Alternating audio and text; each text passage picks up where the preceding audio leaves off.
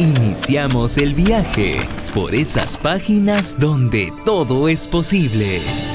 Entre libros.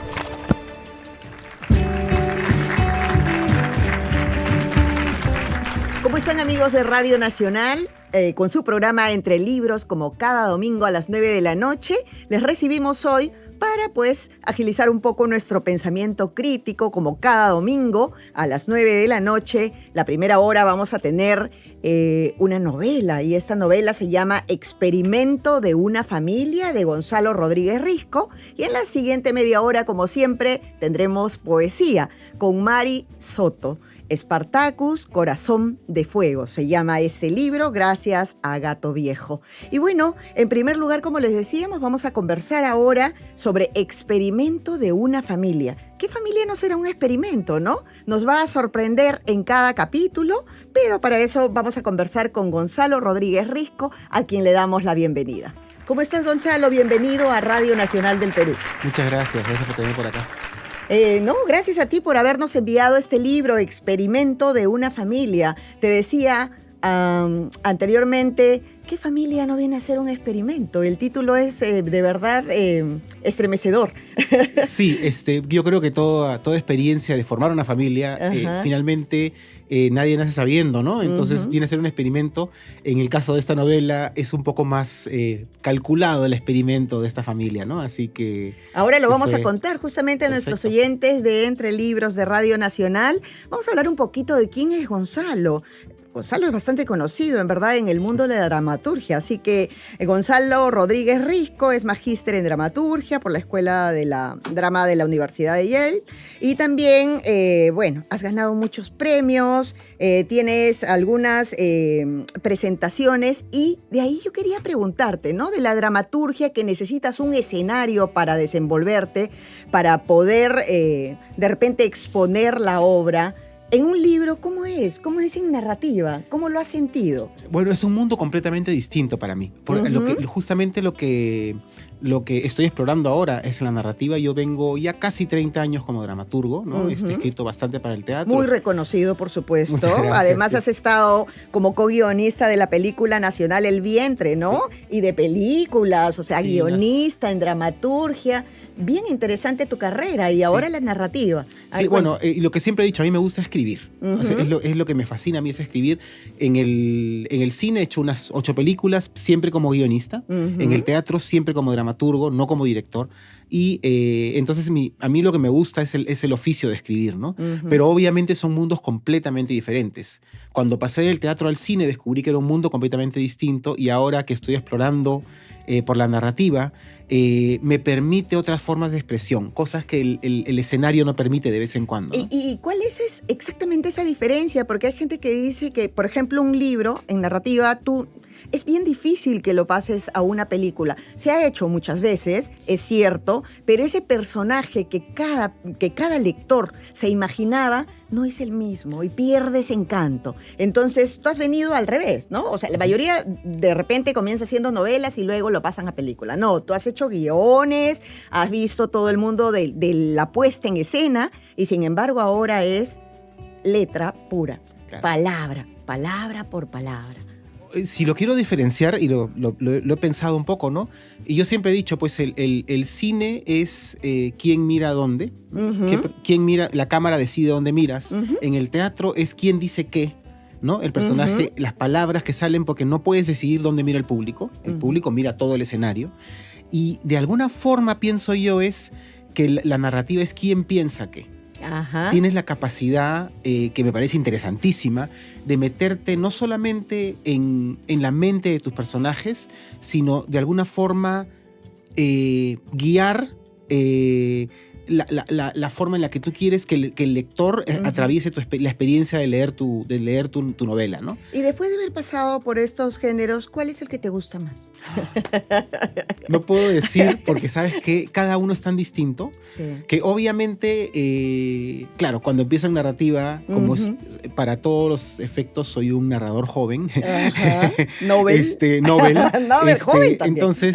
Entonces, obviamente en este momento hay como una relación mucho más casi de luna de miel con la narrativa, si queremos llamarlo de alguna forma, ¿no? Entonces, en este momento estoy enamorado de la narrativa, pero probablemente cuando salga mi siguiente película, mi siguiente obra de teatro, volveré a las lides de la...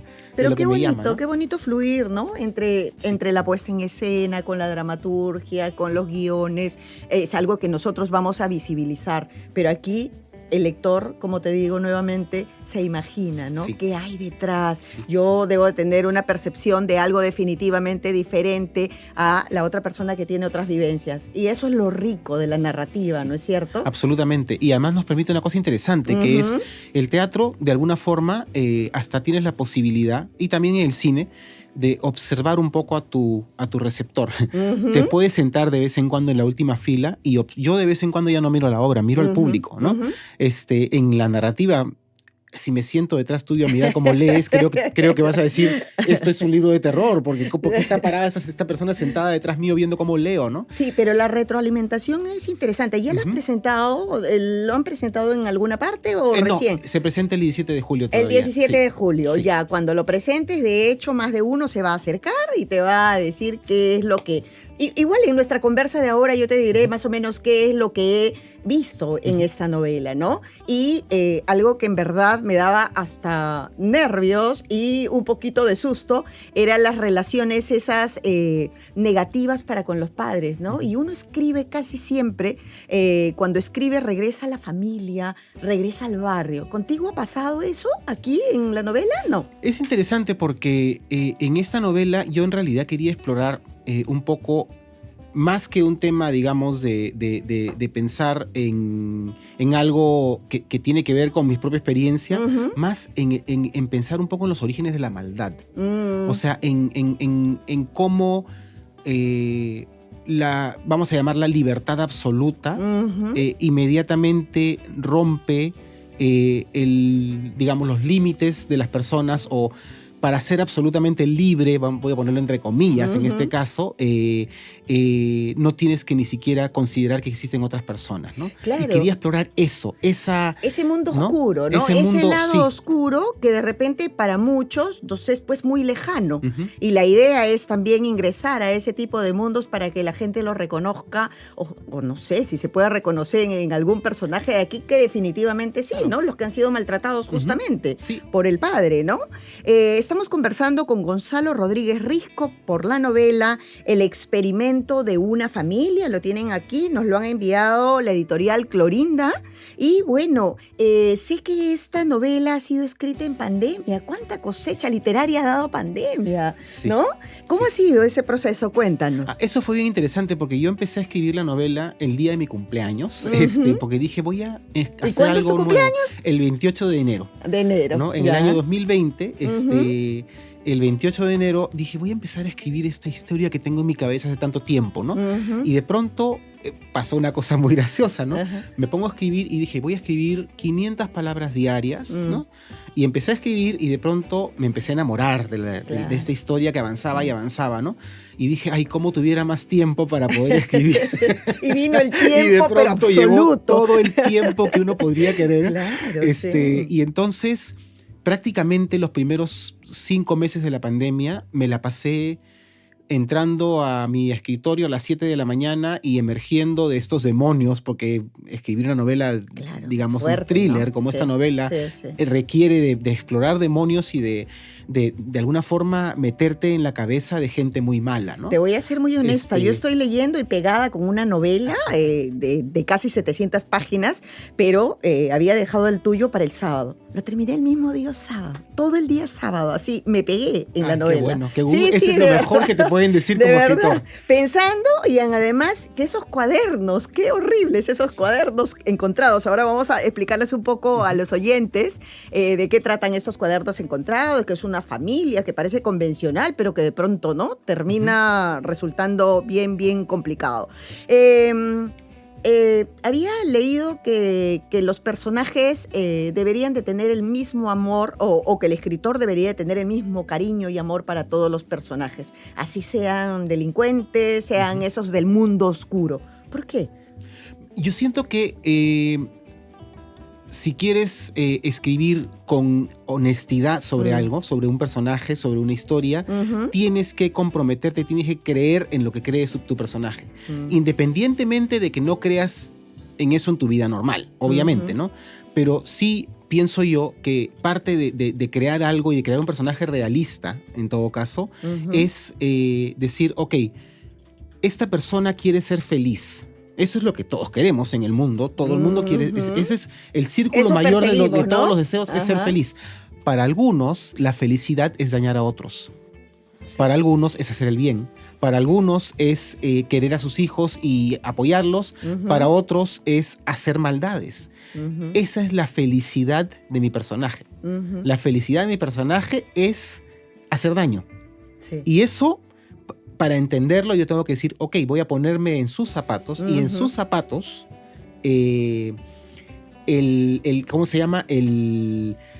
Digamos, la forma en la que él logra satisfacer su felicidad, ese círculo final que todos queremos, es a través de estos experimentos, ¿no? Claro. Sí. Yo tomo, por ejemplo, en La fiesta del chivo de Mario Vargas Llosa, cuando escribe como el dictador, cree en lo que el dictador dice. Sí, claro, no, esa es la idea, ponerse en la piel para escribir. Para poder escribirlo. Sí, para que te Entonces, obviamente uno no dice, bueno, ¿será que Mario Vargas Llosa cree en estas cosas? Tú dices, no, obviamente como escritor se está poniendo en la piel de su personaje, y ese personaje es un personaje terrible, ¿no? Intenté hacerlo, obviamente salvando las distancias con el premio Nobel peruano, intenté hacer lo mismo yo como escritor. Y lo hago también en el cine y en el teatro, ¿no? Claro, sí.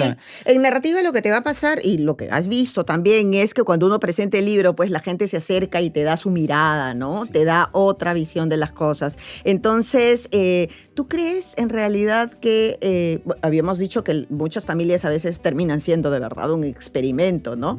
Pero ¿crees que las familias son perfectas? No, no creo que existe la perfección en realidad en nada. Dicen, ¿no?, que uno no termina los libros, abandona.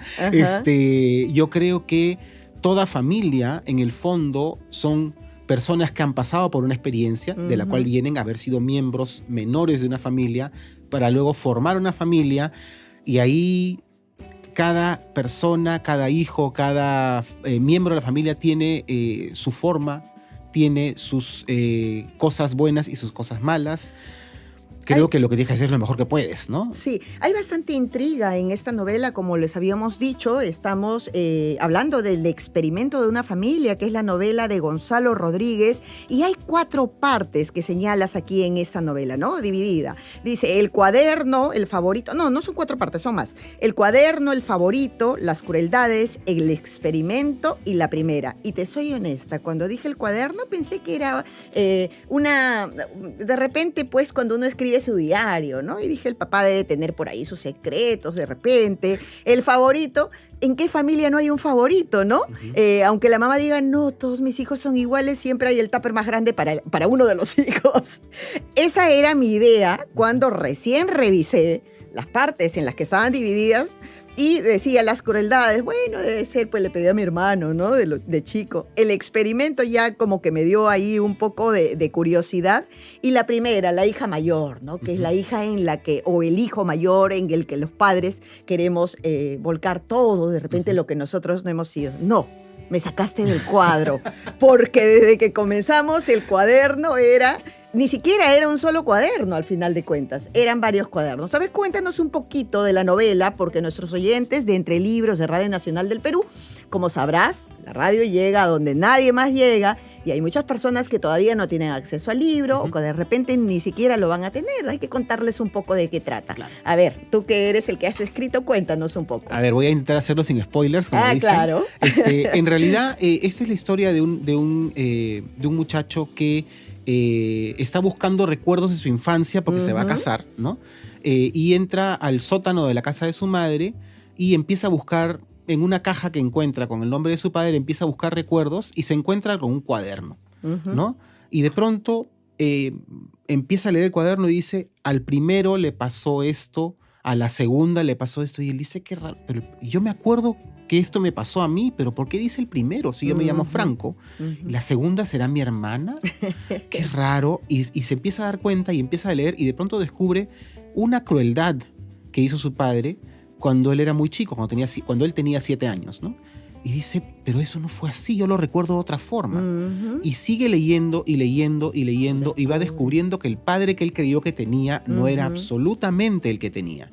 Y ese es un solo cuaderno, que además empieza en medio de una frase y se queda en medio de una frase, y son 200 páginas que obviamente no están en la novela, yo pongo pedacitos. Y además que todo el camino que recorre para obtener los otros cuadernos es parte de la novela. Él también. De pronto dice, tiene que haber una continuación de esto, esto viene de antes y esto pasa después. Poco después murió mi abuela. ¿Qué pasó con la muerte de mi abuela? Se empieza a develar, yo por eso digo que es una novela de misterio, siento yo, es un thriller. Se empieza a develar un secreto. Te captura desde la primera página, porque tienes que ver que hay hasta en el cuaderno 39, ¿puede ser? Son 39 39, cuadernos, ¿ves? Me he memorizado, y son cuadernos negros, ¿no? Exacto. Que estaban llenos de polvo. Ya se pueden imaginar ustedes qué camino es el que tiene que recorrer el personaje principal, que es Franco. Franco, ¿no? Y no solamente descubre cosas sobre su padre, sino descubre cosas sobre sí mismo. Sobre cómo él ha visto la vida y cómo de cierta forma ha sido inculcado a ver a las personas como su padre quería que las viera. Sí, ¿no? Porque a veces uno, pues lo más normal, no, ni siquiera debería ser lo más normal, sino que casi siempre cuando tú dices, no sabes lo que tenía escondido mi papá, seguro que otro hijo y otra familia paralela, ¿no? Como si fuera algo común. Pero este padre ya pasó la línea delgada que había, ¿no? Pero además aquí yo he separado un párrafo que dice, guardó los gemelos en el bolsillo de su casaca, decidido a usarlos en su matrimonio, aunque Maritza le dijera que eran anticuados y que no combinaban con nada. Hasta había pensado en la excusa perfecta, combinan con mi infancia, ¿no?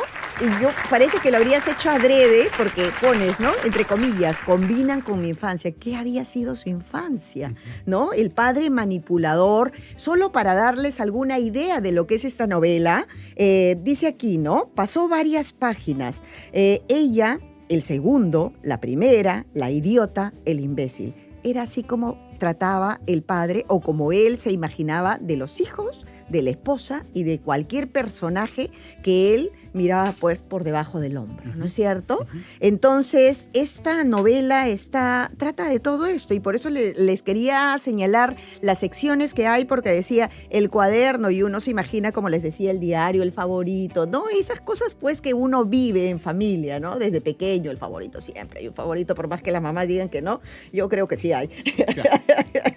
Yo digo que no, tengo 2 hijas. Yo soy el último, así que voy a decir que creo que me ha correspondido.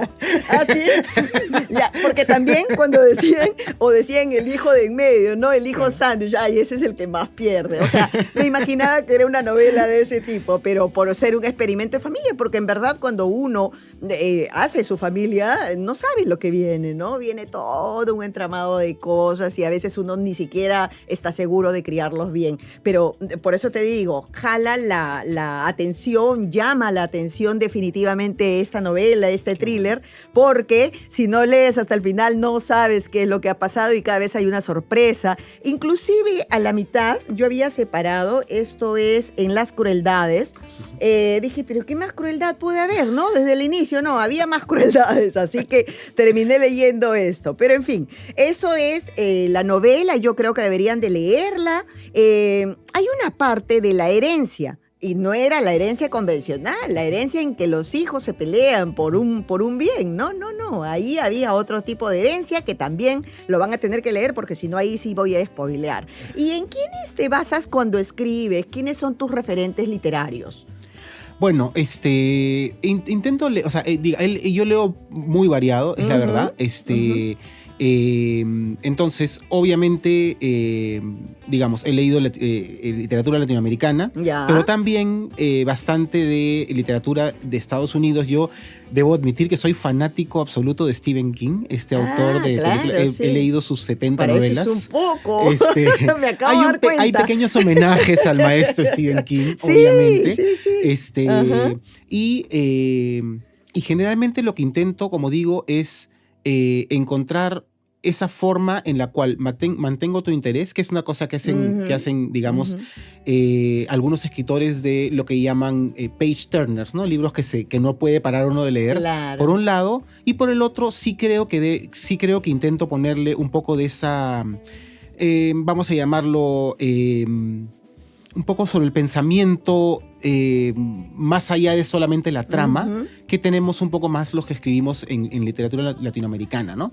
Entonces, referentes, te podría decir, desde el último libro que he leído hasta el primero que leí, yo creo que fue el primer libro que leí se llamaba Ojos de Fuego, una niña que prendía fuego, y el segundo fue 100 años de soledad. Ay, a los 11 años. Claro, Entonces, sí. obviamente no lo entendí lo que debía entenderlo. A los 11 años lo volví a leer unas cuantas veces más. Pero, y tenías otra mirada, claro, definitivamente. No, pero es yo crezco en una casa donde me dicen lee lo que quieras. No me miran lo que estoy leyendo. Ay, me parece estupendo. Y ¿no? me dejaron, y yo agarraba los libros de la biblioteca conforme salían, ¿no? Ahora que hablaste de Stephen King, ¿has leído de él cuando escribo? ¿Tienes la misma metodología? Cuando escribo, espero, ¿no? Sí, tenemos que leerlo. Él escribe 2000 palabras diarias y yo dije, ok, durante pandemia logré escribir 1000 palabras diarias. Ah, mira, tienes casi su proceso. Sí, yo en la mañana escribo las palabras al día, digamos, el primer día, el día siguiente, de las 5 horas que tengo para escribir, 3 o 4 las dedico a revisar lo del día anterior, una a escribir las siguientes. Y ahí habla además de la caja de herramientas, ¿no? Para la escritura, que nos ayuda muchísimo, en verdad, si queremos hablar de ello. Si no lees, no puedes escribir. O sea, hay gente que me dice, ay, no me gusta mucho leer, pero quiero escribir. Le digo, bueno, es como intentar trepar el Everest sin herramientas. No hay atajo. Tienes que leer. Leer, escribir, leer. Exacto. Así es como nace, ¿no? Sí. Y además la observación, qué importante es observar, ¿no? Porque cuando escribes, por ejemplo, aquí ves qué gesto hizo, qué olor tenía, qué fue lo que llevó a su paso. Eso es lo que te jala también como lector. Y sacas de todos lados. Claro. Obviamente. En realidad no estás inventando nada. Haces un mostrito. Estás tomando Sí. estás tomando de diferentes lados para crear una cosa que parece una cosa unida. Es increíble, ¿no? Pero eso es... El cabello, el olor, las uñas pintadas de alguna persona, lo llamativo que había. Y eso también es observación, como decíamos. Sí. ¿Qué libro deberíamos de leer antes de morir? No deberíamos de morir sin leer ese libro. A ver, bueno, obviamente 100 años de soledad. Ajá. Conozco gente que no lo ha leído y yo digo, no puede ser, ¿no? Y va a ver la película, que la mayoría dice, la serie, ¿no? va a ser una serie, ¿no? Conozco al escritor, a uno de los escritores de la serie. Miedo, ha estado 5 años trabajando en la serie. Que no dé con así las expectativas de la gente. Ojalá que le dé. Pero por lo menos ha trabajado durante por lo menos 5 años. Ah, bueno, bastante tiempo, ¿no? Sí. Pero yo quiero quedarme con la cara de Aureliano Buendía que tenía. Sí, ahí sí es imposible. Sí, imposible. Eso es lo poquito malo de repente de las películas, ¿verdad? Claro. Que uno se imagina otra cosa y cuando la ve dice, no, yo no quería que sea así. Entonces voy a decir, en literatura latinoamericana, yo creo que, bueno, en la peruana, yo creo que para mí por lo menos un libro necesario es... bueno, lo conversamos hace poco, La fiesta del chivo. Sí, claro. Está muy bien escrito y te entras a la mente del personaje de forma espectacular. Y ¿no? además, abarca un tiempo exacto, ¿no? En la que tú te identificas, sí, pues en la época del dictador. Claro, exacto. ¿no? En todo lo que se hizo en esa época. Entonces, entras en su cabeza y de alguna forma entiendes, entre comillas, por dónde va su forma de pensar. Sí. Y eso como escritor te sirve mucho, ¿no? Sí, definitivamente. Y luego voy a tener que decir de Stephen King, si alguien se interesa en leerlo, It, ¿no? Claro. Es grueso, pero te la pasas así rapidísimo. 1200 páginas, creo, pero ojalá fueran 2400. Sí. Sí, hay uno que, como te dije antes me ha pegado, es Salvar el Fuego, de Guillermo Arriaga, que es Alfaguara 2020. Buenísimo. Buenísimo. Es muy gracioso porque, claro, me pasa que cuando me preguntan, me dice, Gonzalo, tus libros, digo, bueno, debería decirte, no sé, La insoportable levedad del ser, pero te voy a hablar de Stephen King, ¿no? Sí, ¿Por qué no? ¿Por qué no? Creo que uno va encontrando sus favoritos. Exacto. ¿Dónde es la presentación? Cuéntanos. Es en el Teatro Británico el 17 de julio a las 7 de la noche. Y el libro está disponible a través de Clorinda Editorial. Están en Instagram, están en Facebook. Es por pedido directo. Uno entra ahí y hay un link para hacer el pedido. Le escribes un WhatsApp.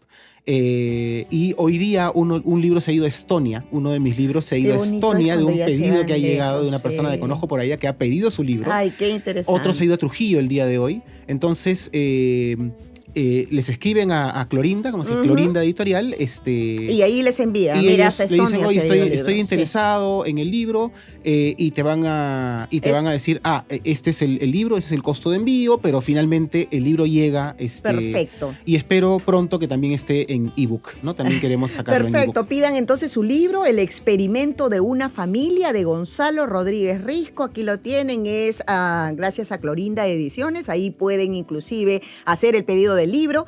Te damos las gracias por haber venido, en verdad. Mira, si lo revisamos nuevamente, es un poco de Stephen King aquí y lo tenemos. Y además, pues como dramaturgo te conocemos desde hace cuánto tiempo, ¿no? Y la narrativa está bastante interesante. Así que todo el éxito del mundo para el experimento de una familia. Muchas gracias. Gracias a ti por estar aquí en Radio Nacional del Perú. Y con esto nos vamos a un corte. Vamos a retornar con Mari Soto para hablar de poesía. Spartacus, Corazón de Fuego, gracias a Gato Viejo, ese libro del que vamos a hablar al regresar de la pausa. Gracias, amigos, quédense ahí.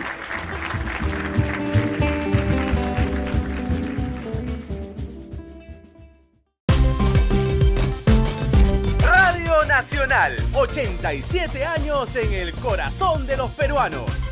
Presenten los hechos que marcaron y marcan nuestra historia. Conectamos a todo el Perú con información veraz, entretenimiento, cultura. Y la música nos une. Radio Nacional se renueva y apuesta firme por la innovación. Hoy miramos el futuro con optimismo. Nuevos equipos con tecnología de punta y mejoras en nuestras cabinas de transmisión. Radio Nacional más viva que nunca. Sintoniza Radio Nacional en los 103.9 de la FM y ahora también en el 7.2 de la televisión digital terrestre.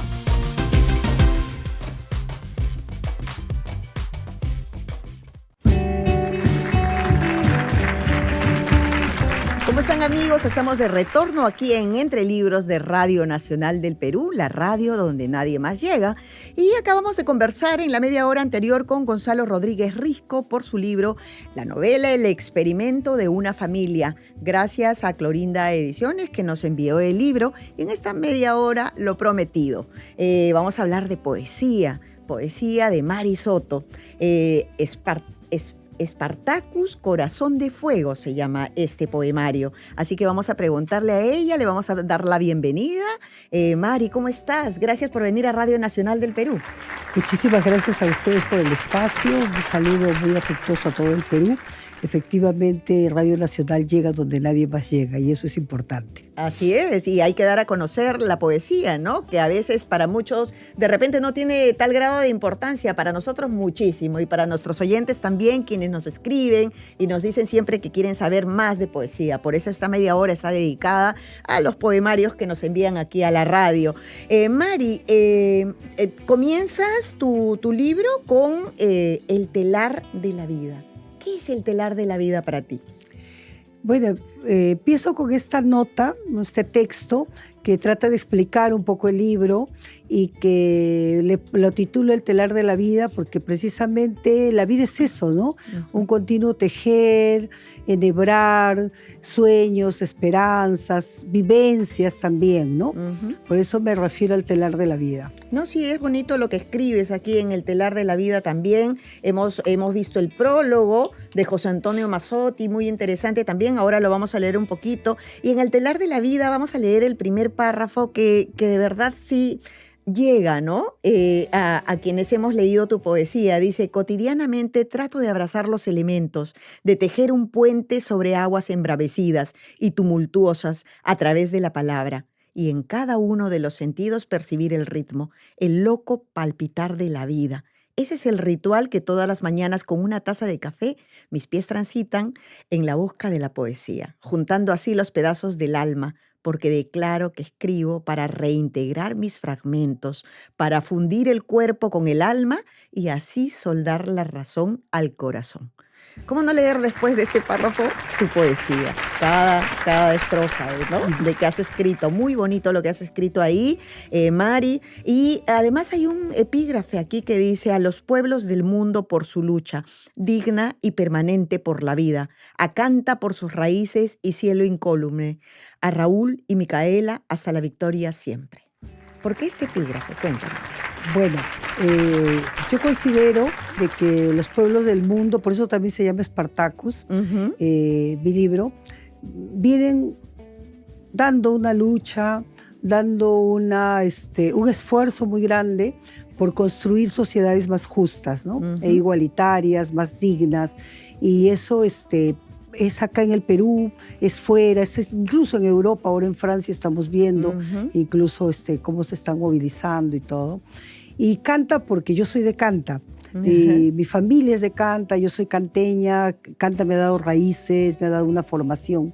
Y Raúl y Micaela, en ellos, porque son unos niños, ¿no? Son mis nietos, y en ellos yo estoy expresando esta dedicatoria a todos los niños del mundo porque ellos son el futuro, ¿no? No, y además de Canta tenemos aquí poesía, la he separado, es de una niña que murió en el COVID, hay otros personajes de Canta, está tu padre aquí también, ¿no? Sí, muy bonita tu poesía, y hablas de ese lugar que te vio nacer, ¿no? Sí. De Canta.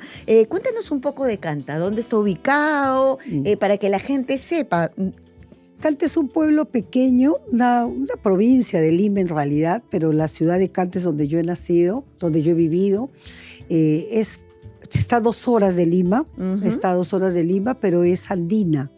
Es una zona andina, entonces tiene una geografía bastante distinta, un clima precioso y también pues todos los elementos de la naturaleza que hay allá son bastante distintos de Lima, que es una urbe, una metrópoli, ¿no? Y a pesar de que está bastante cerca, ¿no? Tenemos el privilegio, nosotros los canteños, de a 2 horas de Lima, cambiar totalmente con el cielo lindo, ¿no? De dimensión, sí. Y justamente, como decía, hay poesía aquí a tu terruño, ¿no? Has tomado en cuenta eso en este poemario. Y quería preguntarte qué es la poesía, pero encontré un poema que dice para ti qué es la poesía. Inclusive tus poemas tienen referencia. Dice, la referencia de este poema que se llama Camina Poesía es apreciación personal de la poesía.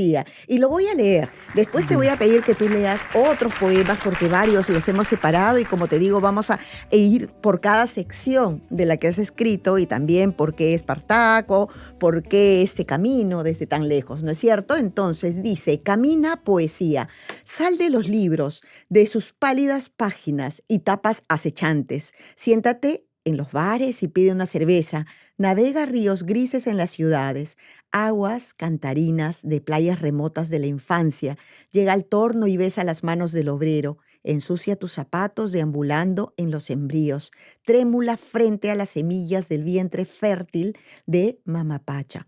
De puntillas ingresa a escuelas destartaladas de pupitres despintados, levanta la palabra en las primeras líneas inseguras, extiende tus alas níveas, brisas errantes. Tiembla en la pupila de mujeres inconformes, ausculta en hospitales dolores y olores últimos de vida. Pátina de adioses en la retina, erígete en los puños de los pobres, incendia de sueño sus cabezas, torna febriles sus banderas, arremolínate ebria en las danzas de la noche negra, bohemia, lúcida las 2 caras de la luna, arrástrate en el tártaro oscuro infranqueable de la urbe, piérdete en el fango de los miedos, abismos fantasmagóricos, seres dinamitados por la vida, incansable viajera, nenúfares, alelíes, muñitas, cantutas a tu paso fiero, picaflores, pichiusas, pájaros de fuego, celebran tu tintineante vuelo, caricia de lenguas insaciables, pies llagados por la hoguera, rotas las manos de abrazos, extraviados los ojos maravillados inconmensurables, cerquita y sin parpadeos, habitas mi corazón maltrecho, poesía no eres mía. Te comparto en esta eterna copa de vino. Sal de los libros, huye de los escritorios. Toma un café por las mañanas. Desdeña los recintos, desconfía de los premios. Camina con nosotros, militante de alegrías. Libres los caminos, puños en alto. Se compromete la palabra. Siempre de por medio la palabra y la referencia, pues, es tu apreciación personal de la poesía. Cuando lo encontré dije, no le voy a preguntar sobre la poesía, voy a leer Camina Poesía. ¿Qué nos puedes decir de esto? ¿Cómo es que nace esta respuesta hacia lo que es la poesía que varios deberían de escuchar en verdad porque no tienen idea de lo que es? Nació porque efectivamente siempre nos preguntan, ¿qué es la poesía para ti, no? Entonces en un momento yo dije, voy a escribir algo sobre eso, y yo siento que la poesía tiene que caminar, por eso le puse Camina Poesía, y que la poesía camina, no solo que tiene que caminar, sino que efectivamente camina porque su sustancia es la vida. Entonces, para conocer la vida, pues hay que caminar, hay que vivirla. Entonces creo una poesía que está muy de cerca de la vida misma, de las personas, de sus sentimientos, de sus dolores, de sus tristezas, de sus alegrías, ¿no? Y de sus luchas. Y también yo me imaginaba Camina Poesía, ¿por qué? Porque debería de ir a todos los lugares de nuestro país y del mundo, ¿no es cierto? Por eso mismo también. Ahora, ¿por qué escoges los pasos de Espartaco? ¿Por qué una historia tan lejana relacionada con Latinoamérica, con nuestro mundo, con este Perú? Sí, parece una historia lejana, pero en realidad no es. Mira, yo cuando era pequeña, yo pertenezco a una familia de grandes maestros de escuela. Digo, tíos, tías, papá, mamá, todos maestros. Y también no solamente maestros, sino también luchadores sociales, ¿no? Siempre vinculados a los derechos, ¿no? A la búsqueda de justicia. Entonces, desde pequeña, una de las primeras historias que yo escucho en mi vida es la historia de Spartacus. Y no le decían Espartaco, sino Spartacus, ¿no? Que es el nombre en latín, ¿no? Entonces, es la primera historia que yo escucho y quedo maravillada con esta persona, ¿no? Que se levanta, que lucha por su libertad, por la libertad de los demás, y que camina, y que Roma pues era un imperio tan fuerte. No quería ser esclavo, ¿no? No quería ser esclavo, y yo creo que ningún ser humano debe ser esclavo, ¿no? Nunca, ¿no? Entonces me impresionó mucho siempre, y yo siempre he considerado que todas las personas que tratamos de construir una sociedad justa, ¿no? Sin estos esclavismos modernos, imagínate, ahora hay trata de personas y una serie de cosas, ¿no?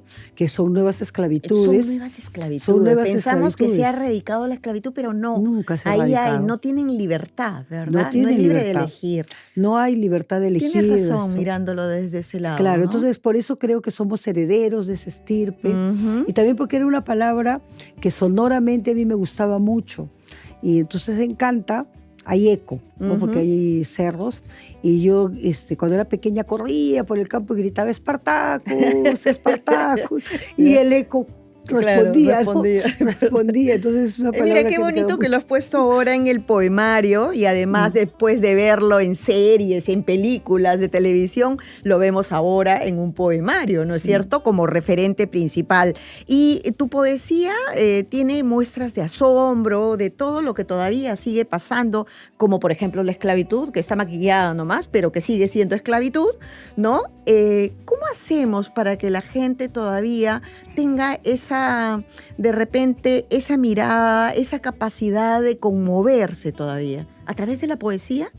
Yo pienso que el arte en general, la poesía por supuesto también, pero el arte en general tiene esas posibilidades, porque creo que los artistas de algún modo somos la piel de la nación, ¿no? La piel del mundo, la piel de la humanidad, y sentimos muy directamente y de manera muy sensible todas aquellas cosas que ocurren, ¿no? En el mundo, y eso hace de que a través del arte se pueda sensibilizar, se pueda humanizar, ¿no? Necesitamos humanizar a la humanidad. Me parece algo sin sentido, algo increíble, pero hay que hacerlo. Necesitamos humanizarla para precisamente poder salvar la vida en el planeta, ¿no? Porque ya no es solamente buscar sociedades mejores, sino es salvar la vida en el planeta. planeta, ¿no? Has estado en Europa hace poco presentando el libro. Cuéntanos esa experiencia. Sí, estuve en la Feria del Libro de Guadalajara el año pasado, en diciembre, integrando la delegación que fue de Perú, y allí tuve la oportunidad de conocer a un editor español que decía el Pigmalión, y en conversaciones con él le interesó mi trabajo, y a través de él y de otras, la organización de la Feria del Libro de Madrid, me invitaron a la Feria del Libro a presentar mi trabajo, a presentar el libro. Qué bonita experiencia. Sí, estuve ahí en la Feria del Libro.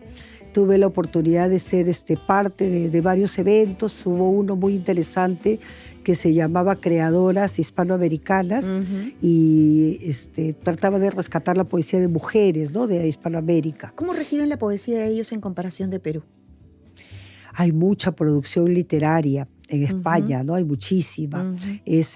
Bueno, desde México yo ya vi eso también con mucho asombro. De novelas, ¿no?, sobre todo, ¿no? Pero en poesía. En poesía no hay tanta, pero hay sobre todo novelas, ¿no? Narración. Y hay poesía, hay libros también sobre cine, sobre diferentes aspectos que acá no se promueven tanto. Y poesía también, pero no tanta como nosotros acá. Creo que Perú es un país, una tierra de poetas. Sí, hay varios libros de poesía que nosotros queremos promover justamente. Por eso esta media hora del programa Entre Libros está para la poesía. Nos gusta mucho, además nos gusta que nuestros autores vengan, lo lean. Hay varios oyentes que nos escriben y nos dicen que la propia autora lea su poesía. Así que vamos a comenzar con la primera parte, porque está dividida en 4 secciones, ¿verdad? Sí, en 4 secciones en la cual tú tienes ese universo, ¿no? Donde explotas la infancia, el terruño, la muerte. Hay varios tópicos que se tienen. El primero dice, se compromete la palabra. Y ahí dice, las heridas de los hombres nos reclaman. Ernesto Sábato, La Resistencia, ¿no? En esta parte has puesto... Uno de mis autores favoritos. Sí, es extraordinario. Y aquí había separado, no sé si tú quieres leer otro, pero había separado yo Palestina y además aquí hay otro que dice Apu José María, ¿no? Y con su referencia tan bonita que has puesto aquí. A ver si nos podrías leer, no sé cuál de las dos. Palestina está bien. Ya. Porque es bastante actual y es necesario también hacer cierta labor de sensibilización al respecto. Perfecto. Este poema tiene una historia. Cuando estuvimos en la Feria del Libro de Guadalajara, justo el 30 de noviembre es el Día de Palestina. Entonces algunos escritores nos pusimos de acuerdo para hacer algo en la feria en torno a Palestina, para sensibilizar, ¿no? Llamar la atención sobre esta situación en el mundo que creo que a todos nos debe preocupar. Entonces me encargaron a mí, bueno, tú eres la poeta, escribe lee un poema. Y dije, no tengo ninguno. Entonces me puse a escribir este poema y traté de hacer como una contraposición entre todo lo bello que hay en el mundo frente a la barbarie que está significando, ¿no? Sin mayor explicación, procedo a leer. Tiene un epígrafe que dice, solo le pido a Dios que la guerra no me sea indiferente. León Gieco, es una canción de León Gieco, Palestina.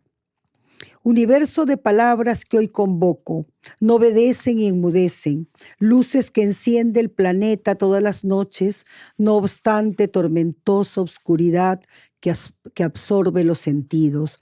Sausán, iris, extraordinaria, extiende sus pétalos en esta mañana luminosa.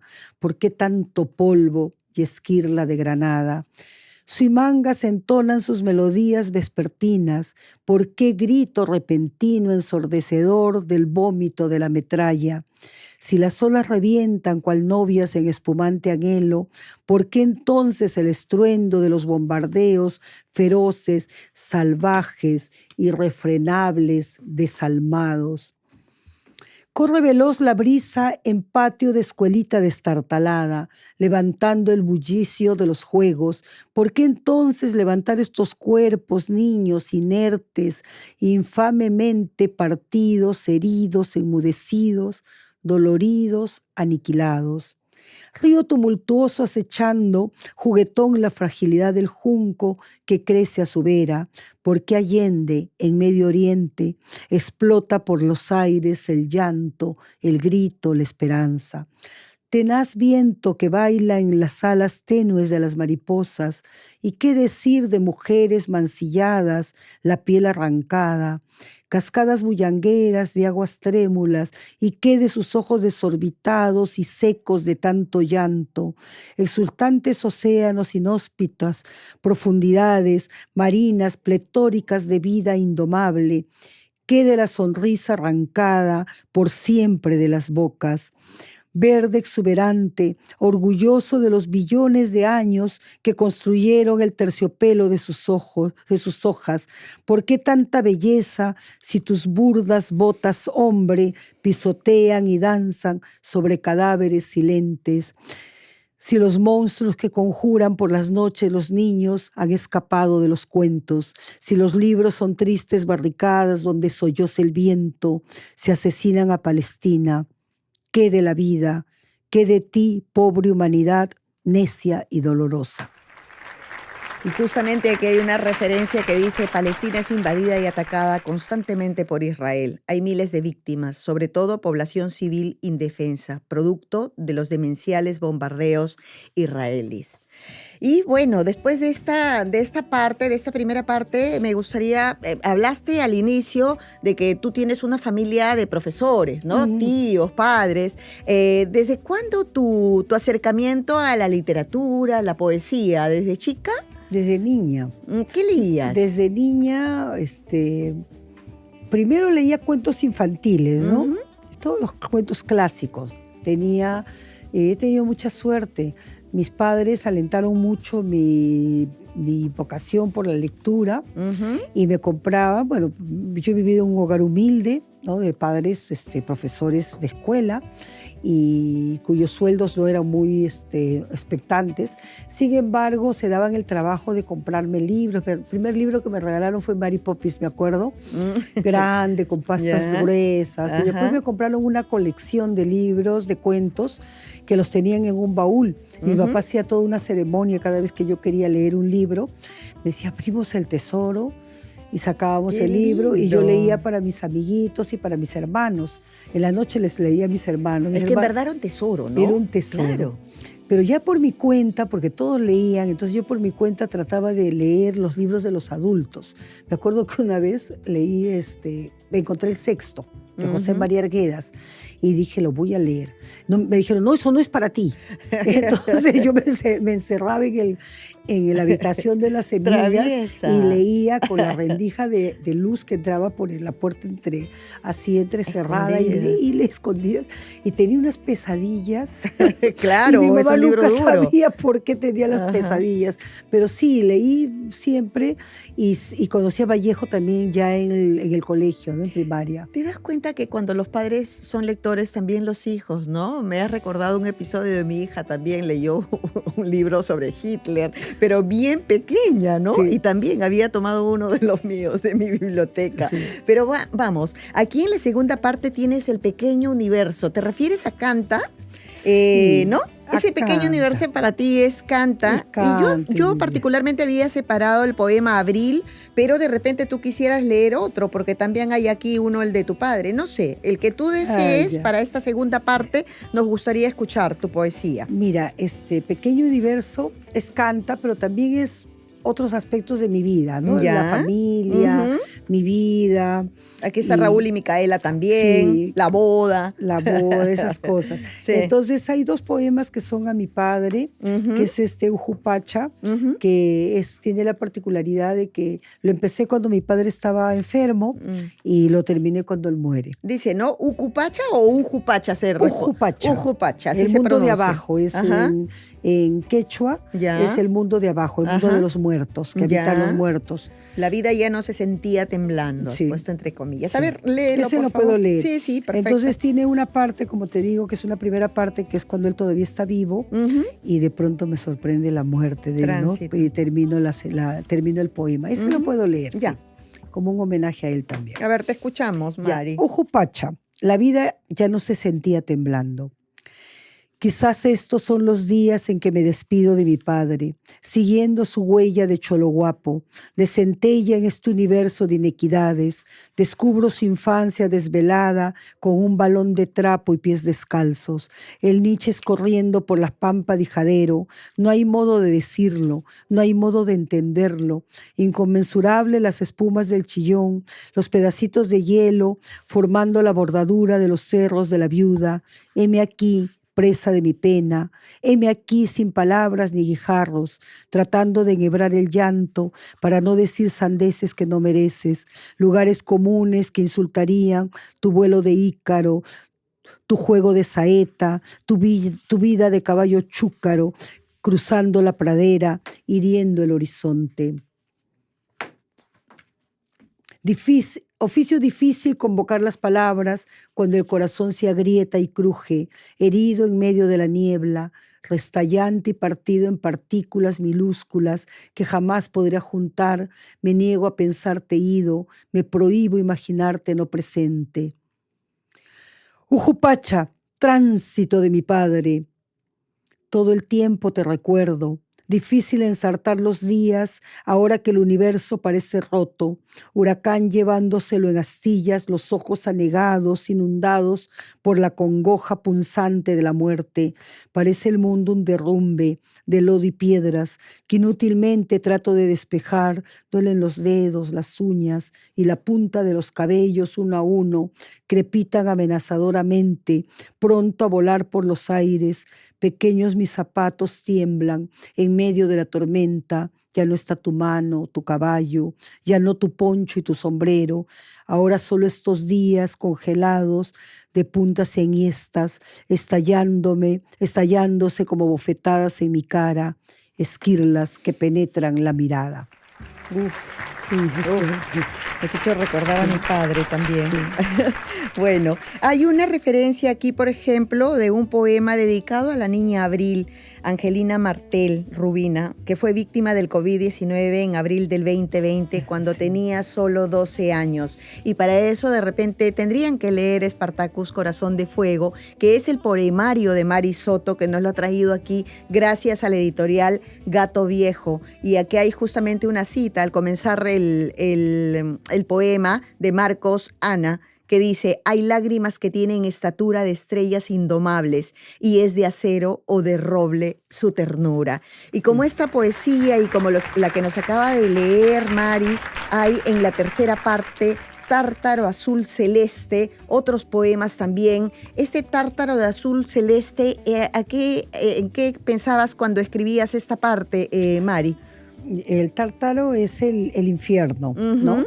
Y azul celeste porque también tiene sus bellezas y también tiene sus ternuras. Es un capítulo dedicado a las sensaciones, a los sentimientos de las mujeres, ¿no? No necesariamente es autobiográfico, pero yo quería también expresar esa dimensión mía, ¿no? No solamente soy una persona que reflexiona sobre la sociedad, sino también soy una persona que siente, que piensa y que también tiene una piel de mujer y que se conmueve con las historias de las mujeres, de otras mujeres. Entonces hay un poema, por ejemplo, que tiene que ver con la violencia, que siempre me he dicho por qué las mujeres soportan esa violencia, es como están como enceguecidas, ¿no? Pero ese es el tono de todo este libro, de todo este poemario, Spartacus Corazón de Fuego, inclusive en la cuarta parte también, ¿no? En la ruta de la vida, soledad. Y hay uno que me encantó a mí, que es La Huerta de San Vicente, que para nuestros oyentes tendrían que comprar este libro. Dinos dónde es que lo pueden encontrar, Mari Soto, Spartacus Corazón de Fuego, que se nos va el tiempo como siempre. Sí. Además que este libro, este poemario tiene un glosario que me he detenido a leer y son palabras en quechua, que están aquí inclusive en el poemario, ¿no es cierto? Entonces es un poemario de 4 partes súper interesantes. ¿Y dónde es que conseguimos el poemario? Mira, este glosario lo hice sobre todo para las personas que no hablan quechua y aymara, ¿no? Porque tiene voces en quechua y voces en aymara. No, y además que has ido a Madrid a presentarlo, has estado ahí, entonces en las París, personas necesitan. En Bélgica también, entonces es necesario eso. Mi libro se presentó ya la semana pasada en la librería César Vallejo, y ahora se va a presentar en la Casa de la Literatura, que considero que es nuestra casa, ¿no? El día 16 a las 7 de la noche en la Casa de la Literatura, y el libro se puede encontrar en la librería Vallejo, en diversas librerías en el centro de Lima, y también va a estar en la Feria del Libro, ¿no? En la Feria del Libro lo pueden conseguir, y en la editorial Gato Viejo también pueden conectarse, ¿verdad? Exactamente. Dinos, ¿cuál es tu Dios poético? ¿Tienes un Dios poético? ¿Algún poeta así que te quita el sueño? Sí. Yo diría Vallejo. Vallejo, ¿no? Desde pequeñas. Y además que Vallejo te acompaña con su poesía cualquier situación que hayas vivido, que vivas y que hayas vivido. Sí. ¿No? Recuerda Hay un hermano. poema para todo, toda situación. Con este tema de mi padre, por ejemplo, yo creí que no había, porque he encontrado para todo, y después estuve buscando, leyendo, así sin proponérmelo. Y está Tiemblan las ventanas. Sí, tiene para todo. Yo encontré uno para mi hermano. Y así es, Mari, como terminamos esta entrevista tan interesante sobre Spartacus, Corazón de Fuego, de Mari Soto. Vayan a comprarlo. Está en la editorial Gato Viejo. También va a estar en la librería de libro. Y bueno, Mari, muchas gracias por estar aquí en Radio Nacional, en Entre Libros, en este programa que tiene el objetivo un poco de hacer el debate. ¿Para qué sirve la literatura? El arte, ¿no?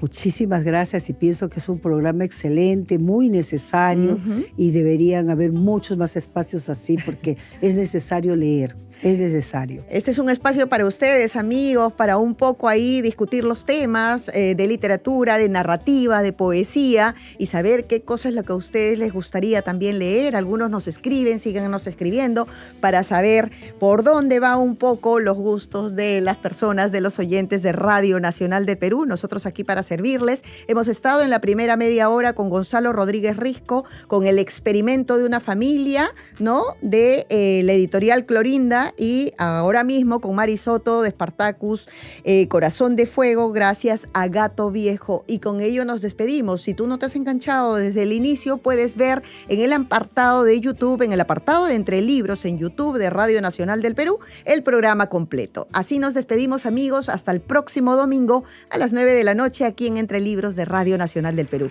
Gracias por estar ahí. Gracias.